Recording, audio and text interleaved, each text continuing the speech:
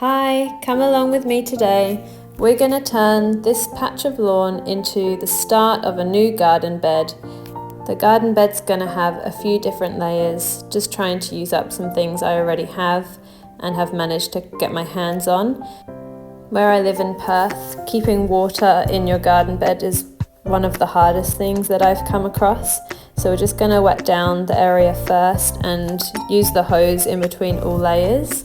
We're using cardboard here to try and suppress the grass and keep the weeds out. Just removing all the little bits of sticky tape, getting it ready. I know a wonderful lady who has kindly given me some sheep's wool that was too dirty for her to spin into wool. So we're going to use that along the edges to, again, try and stop that grass growing through, just using it as that barrier. I'm going to put a layer of chicken poo underneath the cardboard on top of the grass to hopefully try and burn the grass a little bit, but also provide a bit of nutrients for the plants once the roots eventually come through that cardboard. It should have sat there and aged much more than just using it fresh, and it should be good to go. So just spread that out underneath, and again making sure it's all wet, trying to keep that moisture under that cardboard the best I can.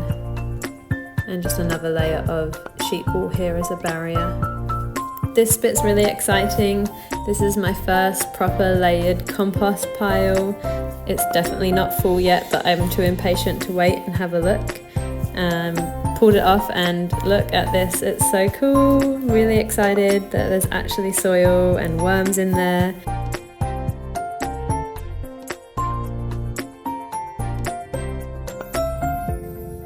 I'm just going to take off the top few layers, which are the most fresh added cardboard and green materials. I'll put those on the top of the wheelbarrow so that I can make sure they go down first, and will continue to break down.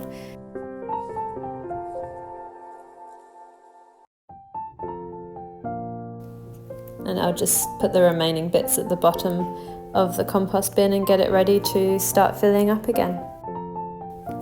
So I was happy with how my compost pile was going. You can see that it's not a fine, fully broken down compost.